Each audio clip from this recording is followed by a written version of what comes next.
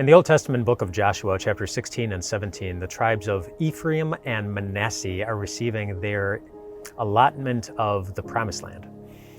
And something unusual takes place in chapter 17.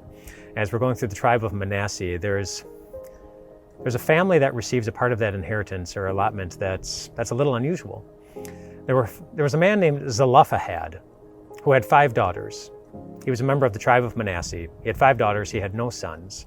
Now, normally, a man with no sons his family name would die, and his family, moving on, wouldn't receive any type of inheritance. But his 5 daughters, instead, the Bible wants us to know that they were given an allotment in the Promised Land, treated as if they were the ones who had the right to receive the property and keep the family name going from generation to generation, which was a very unusual thing.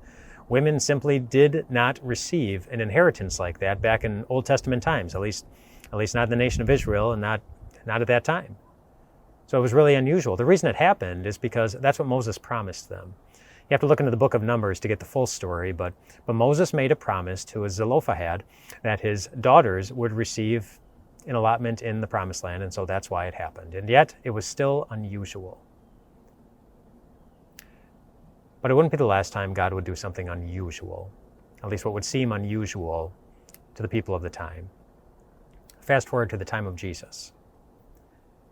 It would have been really unusual for a religious teacher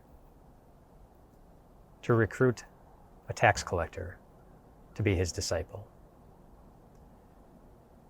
It would have been really unusual for anyone whose trust has been broken in a relationship. You would know this.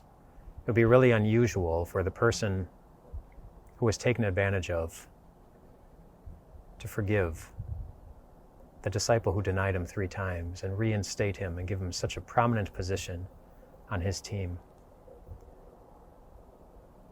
It would have sounded really unusual to anybody around the cross to hear Jesus look at the thief who was hanging next to him and promise him, a guy like him, a place in perfection that day.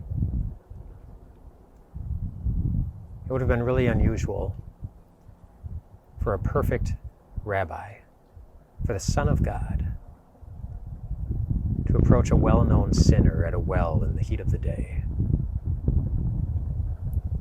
And yet Jesus did all those things. He recruited Matthew to be his disciple.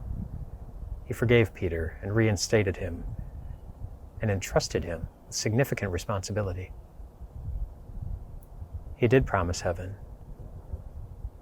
to a thief on a cross and to every sinner who believes in him.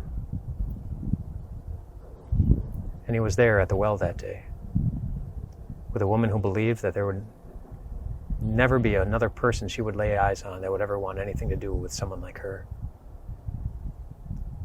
But Jesus did. If you're ever tempted to believe that it might be a little unusual for God to love someone like you, to trust someone like you, to reach out to someone like you, to pay attention to someone like you, if what you feel is unusual about you gives you reason to think that God's love will never be a part of your story, just look again at Jesus. And remember that God has a long history of doing things that might be unusual for us, but are really quite normal for him. Loving people just like us, and welcoming all of us through Jesus into his kingdom. That's where you are. And God doesn't think it's unusual. Rest well tonight, my friends.